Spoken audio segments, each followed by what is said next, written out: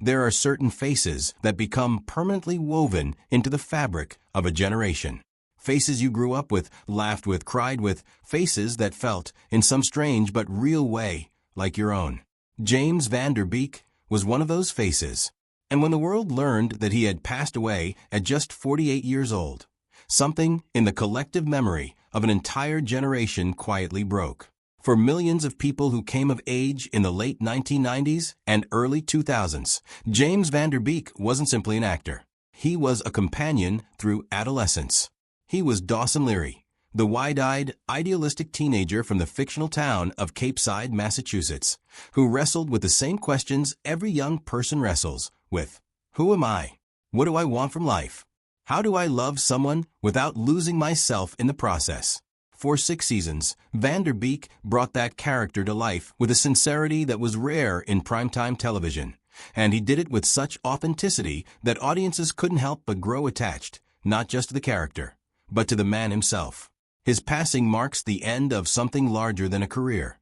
It marks the closing of a chapter for a generation that needed him, and perhaps never fully realized how much until now.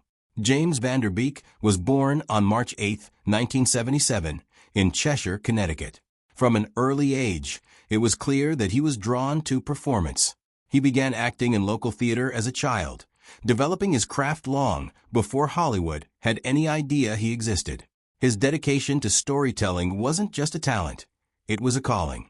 He pursued it with a kind of quiet but unwavering determination that would later define the roles he chose and the way he conducted himself as a public figure. Before Dawson's Creek changed everything, Van Der Beek made his feature film debut in the 1995 movie Angus, a coming-of-age story about an overweight teenager navigating the cruelties of high school. The role was modest, but it revealed something important about the young actor. He gravitated towards stories about underdogs, about people who didn't quite fit the mold, about characters who felt things deeply and weren't afraid to show it. That same year, he performed on Broadway in Finding the Sun, further sharpening his instincts as a performer. By the time he was cast as Dawson Leary in 1998, he wasn't a raw, untested newcomer. He was a young man who had spent years preparing for a moment that, when it finally arrived, would reshape his entire life. When Dawson's Creek premiered on January 20, 1998, on the WB network, few people could have predicted the cultural earthquake it would produce. The show was bold for its time. It featured teenagers speaking in sophisticated, emotionally nuanced dialogue that felt more like literary fiction than typical teen television. Critics occasionally poked fun at the elevated language, but audiences were mesmerized. They saw themselves in those characters. They saw their own longing, their own confusion, their own heartbreak. And at the center of it all was James Van Der Beek. His portrayal of Dawson Leary was a masterclass in earnestness. In an era when cool detachment was fashionable, Dawson wore his emotions openly. He dreamed of becoming a filmmaker. He loved Steven Spielberg movies and kept a poster of E.T. on his bedroom wall. He was tender, idealistic, sometimes infuriating in his moral certainty, and completely, utterly human. Van Der Beek played him not as a fantasy, but as a real person, with all the contradictions and flaws that implies. Over 6 seasons, viewers watched Dawson grow up. They watched him fall in love and have his heart broken. They watched him struggle with friendship and ambition and grief. And because Van Der Beek was doing so much of his own emotional growing during those same years, there was a lived quality to the performance that no amount of craft alone could manufacture. He wasn't just acting out a character's journey. In many ways, he was living it. The show became a defining artifact of its era. The theme song became instantly recognizable. The image of Dawson standing on a dock became iconic.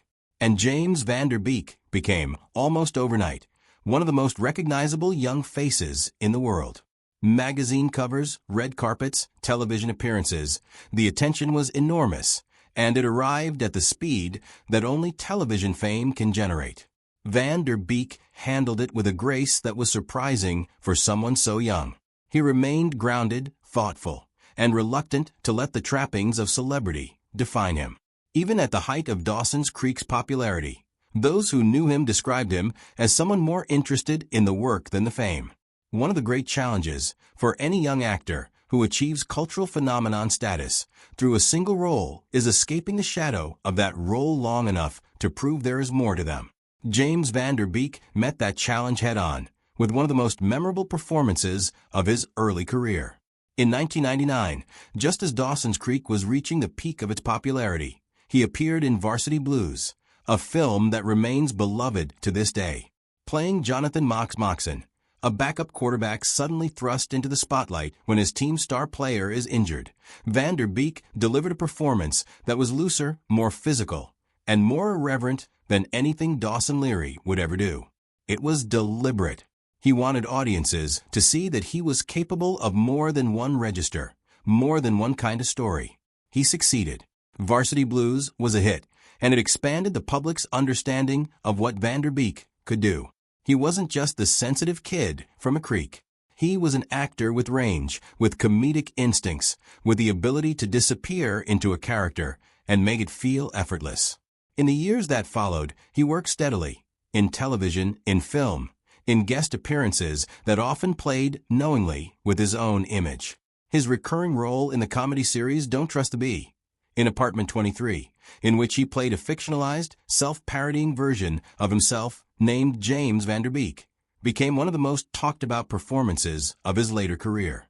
It demonstrated something essential about who he was as an artist. He took his craft seriously, but he never took himself too seriously. He was willing to laugh at the mythology that had built up around him, and that willingness made people love him even more. He also appeared in CSI, Cyber, Pose, and various other projects over the years, each one adding another dimension to a career that refused to be defined by a single moment or a single character. Away from the cameras, James Van Der Beek was building something that mattered far more to him than any role: a family.